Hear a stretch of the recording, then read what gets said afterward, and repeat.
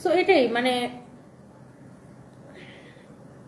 Surfer যেমন আমিও বাবা হারাইছি, আমারও বাবা নাই, আমার বাবা 2019-এ মারা গেছে। তখন আমি অ্যাডাল্ট, আমি বড়, আমার আমার অ্যাটলিস্ট সারা জীবন মনে থাকবে আমার বাবা আমার জন্য কি করছে, বা আমার বাপের সাথে আমার কি বন্ডিং ছিল। আমি তো বাপই বলতাম, বাপের সাথে আমার কি বন্ডিং ছিল বা বাবার আদর কি, সেই জিনিসটা কি আমার সারা জীবন মনে থাকবে। বাট আমার ছেলে বয়সটা এতই কম যে কিছুই মনে থাকবে না। আর সারফাজের বাবা হচ্ছে লাইক মানে এরকম ঈদ আসলে ও সবচেয়ে বেশি কনসার্ন থাকতো, হ্যাঁ সারফরাজের কয়টা ড্রেস কিনছো, সারফরাজের ড্রেস কিনছো কিনা, সারফরাজের পাঞ্জাবি, সারফরাজের জুতা, সারফরাজের কয়টা টি শার্ট কিনা হয়েছে, প্যান্ট কিনা হয়েছে কয়টা, মানে প্রত্যেকটা জিনিস লাইক আমার হাজব্যান্ড সারফরাজের প্রত্যেকটা জিনিস নিখুঁত ভাবে, Sarfaraz and also both Sanvi মানে দুইজনের প্রত্যেকটা জিনিস নিখুঁত ভাবে কেনাকাটা করা। লাইক আমার হাজব্যান্ড এটা ধরেন আমি একবার কিনছি বাচ্চাদের জন্য, তারপরে আমার হাজব্যান্ড আবার যায় বাচ্চাদের জন্য কেনাকাটা করতো, মানে ও পারলে চাঁদ রাত পর্যন্ত বাচ্চাদের জন্য কেনাকাটা করতো। তো হ্যাঁ আমি এখন ওকে যতই কেনাকাটা করে দিই, মানে সারফেস ওই বাবার আদরটা আর কোনোদিন পাবে না।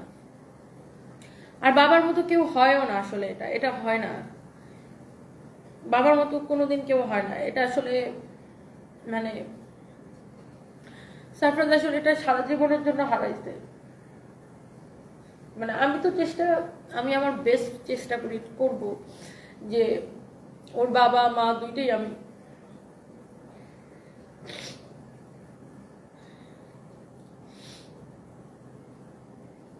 ওটা সারপ্রাইজ সামটাইম ধর আমাকে কাজ করে যে আজকেও বলতেছিল যে মাম্মি লাস্ট ইয়ার তো আমি ড্যাডি তুমি আমি সানভি আমরা তো গেছিলাম না, দুবাই গেছিলাম, এরকম বলতেছে।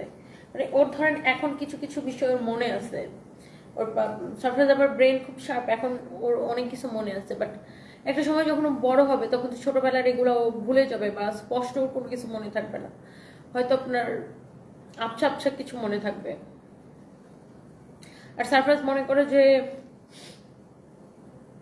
ওর বাবা এখনো বেঁচে আছে, ও মানে কবর কি জিনিস বা মরে যাওয়ার পরে যে মানুষ ফিরে আসে না বা মারা যাওয়ার পরে কি হয় এটা সারপ্রাইজ বুঝে না।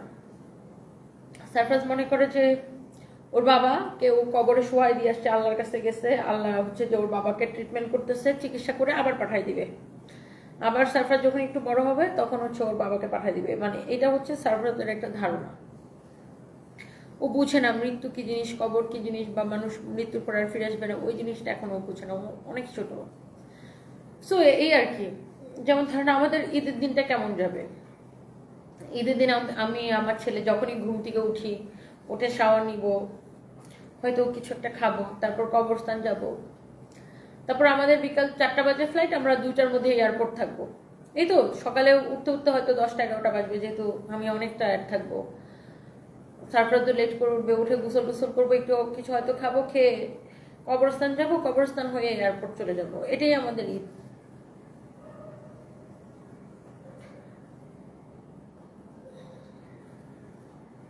এই আর কি। বাবার মতো কেউ হয় না এক্স্যাক্টলি, মানে এটা এটা এটা কোনোদিন সম্ভব না। কিন্তু অনেকে আমাকে মানে লিখে যে তুমি বিয়ে করবা কবে, তুমি বিয়ে করো, হ্যান ত্যান, অনেকে ফান করে লিখে, অনেকে সিরিয়াসলি বলে। বাট এটা তো প্রশ্নই আসে না। ইনশাল্লাহ আল্লাহ উত্তম পরিকল্পনাকারী, ইনশাল্লাহ কোনোদিন মানে প্রশ্নই আসে না। বিকজ আমি চাই না যে আমার বাচ্চাদের লাইফের কন্ট্রোল অন্য কেউ নেই।